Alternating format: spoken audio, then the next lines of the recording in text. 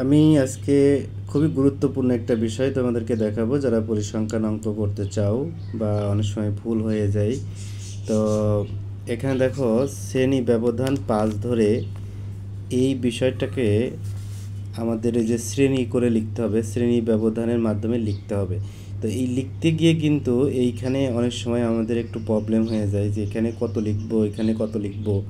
হ্যাঁ, তো এটা আশা করি আমার এই ভিডিওটি দেখলে তোমাদের আর কখনো ভুল হবে না।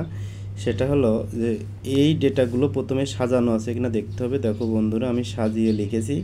যদি সাজানো না থাকে তোমাদের সাজাইতে হবে, এবং সাজানোরও একটা টেকনিক আছে, সেটা নিয়ে আমি একটা ভিডিও করব। তো এখন আমি এটা সাজিয়ে রেখেছি। তো আমার এখন কাজ হলো এটা এখানে শ্রেণী তৈরি করা। তো সবচেয়ে ছোট যেটা, ওইটা তোমরা প্রথমে এই ঘরে লিখবা। লিখলাম 2, এরপরে এরকম একটা দাগ দিলাম। তো যেহেতু আমার শ্রেণী ব্যবধানটা হবে 5, এটা দেওয়া থাকবে, আর না দেওয়া থাকলে তোমরা নিজেরা ধরে নিতে পারো। তাহলে 5। তো এখন তাহলে আমি এখানে কত লিখব? তো এই 5 থেকে আমরা 1 কমাই দেব। 1 কমাই দিলে কত হয় বলো তো? 4। তো এই 2-এর পরে আমরা আর 4টা বেশি, আর 4টা গুণে তারপর দিব 2। 2 বাদে কিন্তু 2, 2, 3, 4, 5, 5, 6। আমি আবারও দেখাচ্ছি, 2টা কিন্তু বাদ যাবে। অনেকে এইভাবে গুনে যে 2, 3, 4, 5, এইভাবে করলে কিন্তু হবে না। 2, তারপরে 3, 4, 5, 6। তাহলে এখানে হবে আমাদের হলো 6। এরপরে এখানে যেটা হবে তার সাথে 1 যোগ করে এইখানে লিখতে হবে। এখানে 6 ছিল, এখানে আমি লিখলাম কত? 7।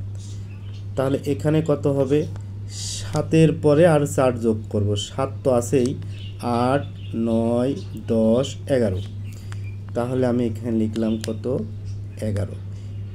ওই একই রকম এই 11-র পরের সংখ্যাটা কত? ওইটা এখানে লিখব 12। এবার 12-র সাথে এবার আমরা 4 যোগ করব। 13, 14, 15, 16। 13, দেখো আমি কিন্তু 12 বলছি না, 13 বলছি। 13, 14, 15, 16। তাহলে আমাদের এখানে লিখতে হবে এটা 16। পরের সংখ্যাটা কত? আমাদের পরের সংখ্যাটা হলো 17। এটা এখানে লিখলাম, এর সাথে 4 যোগ করব। 17 তো আছেই, 18, 19, 20, 21।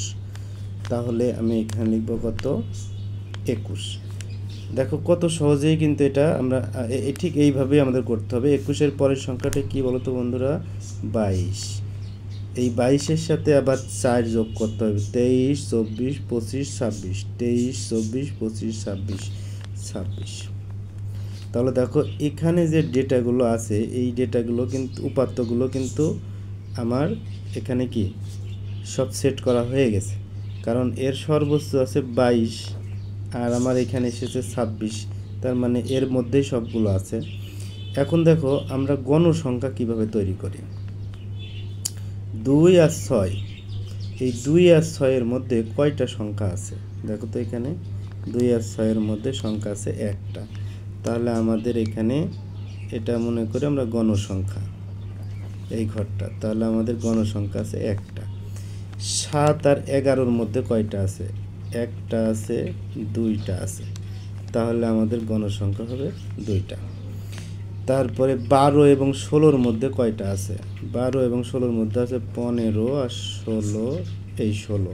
তাহলে টোটালে আছে হলো 3টা। তাহলে এই ঘরে আমাদের গণসংখ্যা হলো 3টা। 17 এবং 21-এর মধ্যে কয়টা আছে? 18 আছে 2টা, 20 আছে 2টা, 21 আছে একটা। তাহলে 1, 2, 3, 4, 5।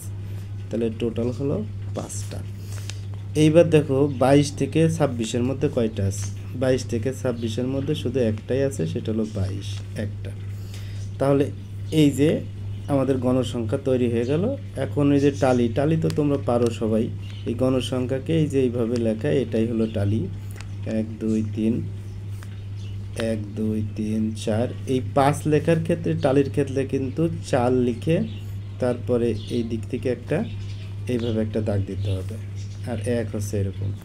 তো আশা করি এই একটা পরিসংখ্যান অঙ্ক কিভাবে শুরু করতে হয় এই বিষয়টা সম্পর্কে তোমরা এই ভিডিওটা দেখলেই মোটামুটি ক্লিয়ার হয়ে যাবে কিভাবে এই শ্রেণী ব্যবধানের এই ঘরটা করতে হয়, কিভাবে ট্যালি তৈরি করতে হয়, কিভাবে গণসংখ্যা তৈরি করতে হয়।